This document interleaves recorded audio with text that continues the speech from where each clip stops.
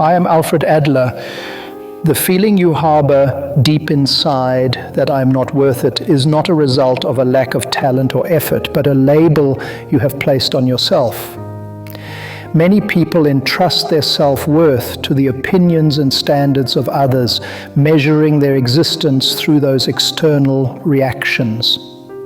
However, this is akin to building a house on an unstable foundation. It leans with the slightest breeze and collapses in a storm.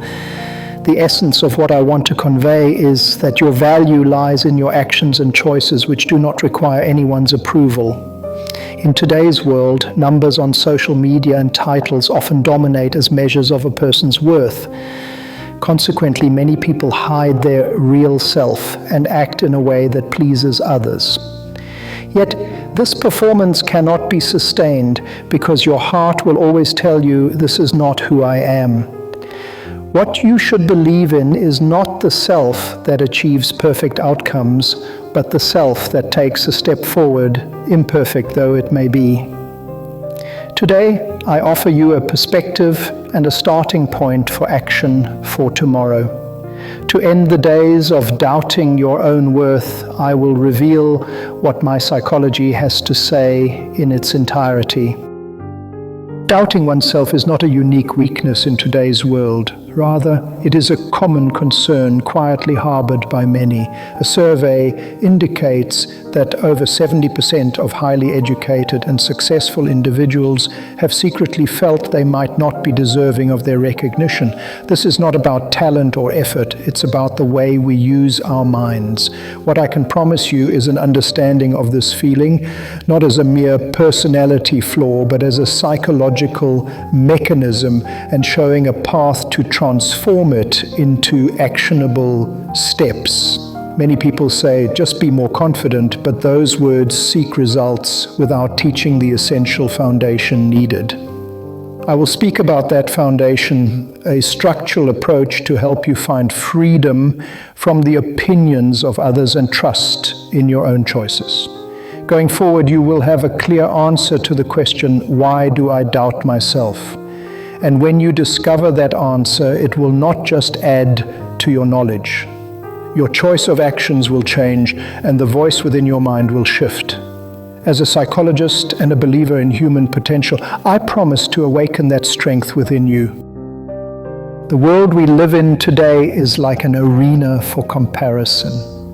Just a single scroll through your social media feed bombards you with others' successes, glamorous lives, and praise-filled comments. No matter how hard you strive, there is always something better visible, making people constantly measure themselves against others and worsening the habit of undervaluing their own worth. Moreover, we live in a time where the speed of achieving results is highly valued. Those who produce results quickly are praised, while hesitation and stagnation are often seen as signs of inferiority.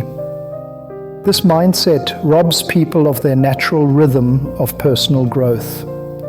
Despite moving forward step by step, focus tends to shift to the slow self, obscuring one's achievements. Even in workplaces and educational settings, the weight of external evaluation is omnipresent. There are moments when the reactions of your supervisors, the attitudes of your colleagues, or the comments of your clients make you feel as though your very existence is at stake. However, this very structure undermines human self-evaluation. While it is necessary to be in environments where evaluations occur, relying solely on them as the measure of self-worth leaves you in a constant state of unrest. In the midst of this chaos, what does it mean to believe in yourself? It's about developing the ability to listen to your inner voice rather than the external ones. This becomes the greatest weapon for surviving the storm of information and comparison. And this weapon doesn't come by chance. It must be deliberately nurtured and developed. I am Alfred Adler, a psychologist who unravels the human mind not from causes but from purposes. When you feel like you can't trust yourself, it's not determined by past events or your personality. Rather, your subconscious chooses your current feelings and actions for some undesirable outcome or desired position in the future. This is my theory of purpose. For example, explaining your inability to speak up in a meeting as being cowardly is a causal explanation. But from a purposive perspective, you choose the action of remaining silent to avoid future goals like not wanting to be criticized or not wanting to be seen as incompetent. From this viewpoint, you can see the intention hidden behind your actions, and intentions can be changed. The lifestyle I proposed is also deeply connected to your self-trust, your worldview shaped during childhood, such as I am this kind of person or the world is this kind of place, guides your actions and feelings. If this view is that I'm only valuable if acknowledged by others, no matter how much you achieve, your heart will remain empty. The core of my thinking lies in the belief that people can change their future by changing their interpretations. It is not the evaluation given by others, but the meaning you choose that becomes the source of your self-trust. While the past cannot be changed, what you draw from it is always in your hands. The reason you can't trust yourself in modern society isn't so much a personal weakness as it is largely influenced by your environment. From a teleological perspective, I intend to unravel this phenomenon. Firstly, the feeling of I'm not enough yet that you experience is often mistaken for the fuel of personal growth. While a moderate amount of ambition can indeed drive action, if that feeling is replaced by objectives like beating others or hiding flaws, it actually undermines self-trust. What you truly need is the will to continue choosing your actions, regardless of evaluation. For instance, it's not uncommon for athletes to doubt themselves before a match. However, they channel that anxiety not into avoiding failure, but into enhancing focus to perform better. Even if the emotions are the same, different objectives lead to different qualities of actions and results. Moreover, adjusting your lifestyle is extremely effective in today's age. If you're unconsciously using the formula approval from others equal my value, try replacing it with my choices equals my value. This change represents a shift from dependence on evaluation to self-determined choices, building a foundation that isn't swayed by external factors. Self-trust is cultivated by having an internal anchor that remains steady despite environmental or temporal influences. Those who possess this can re-choose their objectives in any situation. You have this ability too. What you need is to consciously create opportunities in your daily life to strengthen this power. Now let me pose a question to you. If you lived in a world where you were neither judged nor praised, what would you choose and how would you act? This is not just a hypothetical question. Many of the actions we take are based on the reactions of others. Thus, when the gaze of judgment disappears, our true desires start to reveal themselves. At this moment, many people may feel surprisingly bewildered as they realize their decision-making criteria were reliant on others. Herein lies a dilemma. If you concern yourself with others' views, adapting to society becomes easier, but your personal core weakens. On the other hand, if you completely ignore others' views, your personal core strengthens, but friction with society increases. Finding this balance is the key to self-trust. Adlerian psychology suggests the concept of task separation, which encourages clearly distinguishing between others' tasks, evaluations, and reactions. and your own tasks, choices, and actions. However, practicing this is far from easy. Therefore, I propose a small experiment for you. For a week starting today, choose to act based on your own values for one thing, whether it's the way you choose your clothes or the way you speak in meetings. Instead of focusing on how others reacted to your actions, solely record how you felt about it. This repetition will be the first step in strengthening the muscle of self-trust. In the future, society will further enhance the visibility of evaluation and comparison through technology. AI is already quantifying your actions, achievements, and even relationships, with algorithms converting these into rankings and scores. While convenient, this trend poses the risk of increasingly relying on external standards to determine our self-worth. However, I don't see this solely as a threat.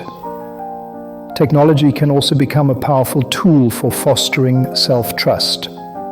For example, using an AI diary app, you can document your emotions and choices over time, making your internal growth visible. This serves as a mirror to reflect not on how others evaluate you, but on how you perceive yourself.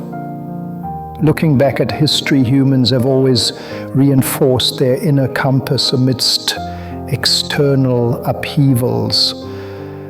During the Industrial Revolution, people re-examined their roles and worth amid rapid mechanization and urbanization. Similarly, living in the digital revolution, we are called upon to choose which technologies to embrace and which to ignore. Bridging to the future means possessing the skill to walk deliberately on the technological wave rather than being swept away by it. Self-trust is determined by your ability to filter external information and evaluations, making them the foundation of your choices. And if you start developing this ability now, it will remain steadfast even amidst the chaos of the future. Close your eyes quietly and try to distance the sounds of the outside world. One by one, the voices of judgment, the numbers displayed, the gaze of others, all recede like waves drawing away. In that silence, all that remains is the sound of your own breath and heartbeat. In this moment, no one is praising you, nor are they blaming you. Yet you are here. Can you feel your existence in this time when nothing is happening? Many people seek outside voices again before they even experience this feeling. However, self-trust is nurtured in this quietude. As a psychologist, I've observed that true self-esteem only emerges when individuals break free from the belief that they must become something. External titles and achievements bloom and fade like seasonal flowers. But the root of how you accept yourself lives on beyond the seasons. Facing yourself in silence is never laziness or escape. It's the work of cultivating the ground that is you. Before diving into the clamor outside, take a moment to pause and be with yourself without seeking anything. The trust that sprouts from there becomes the support that can withstand any storm. To regain self-trust, merely going with the flow of emotions isn't enough. What's required is a strategy of consciously re-choosing. I'd like to summarize this into 3 key points. 1, thoroughly separate the challenges. How others evaluate you is their challenge. How you choose and act is yours. Losing sight of this boundary means your mind is constantly intruding into others' domains, leading to exhaustion. Develop the habit of consciously asking yourself, whose challenge is this? 2, accumulate small personal choices. Instead of big challenges, build experiences of choosing for yourself in everyday details. Deciding the color of your clothes, choosing your lunch, picking a conversation topic, These may seem trivial, but they accumulate a sense of self-determination and lay the foundation for self-trust. 3. Allow imperfect action. Those who can't trust themselves often believe they must start in a perfect state. However, action only becomes perfect after you start. Having the courage to move forward in an imperfect state and make adjustments along the way creates a cycle of trust. The key to implementing these is to adopt the mindset of just try it for today. Thinking in terms of years ahead can be daunting, but you can execute something today. By accumulating these small victories, you'll gain the conviction that I can choose for myself. The emotions that once swayed like turbulent waves are now returning to a calm cove. The theories and guidelines we've discussed should have ignited a small flame within you. However, that flame doesn't need to be a roaring fire. It's enough if it's a light that continuously emanates warmth, even if it's small. There will be times when you can't believe in yourself. This happens to everyone. It's not abnormal, but rather a byproduct of our ability to envision the future. So when that feeling arrives, there's no need to hastily extinguish it. Instead, by accepting this is how I feel right now, your mind will regain its calm. As a psychologist, I've witnessed countless moments of personal transformation. They often occur not in the midst of great success or dramatic events, but quietly in the course of everyday life. It's the seemingly inconsequential choices and steps that cumulatively lead to change. During this pause, attune yourself to your breathing, and deep within your heart, consider this question: what do I want to choose next? There's no rush for an answer.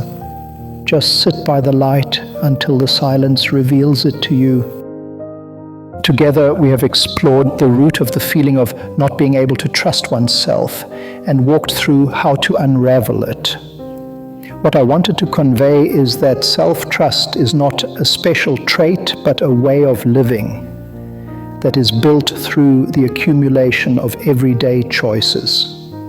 It involves acting based on your own choices, independent of others' evaluations.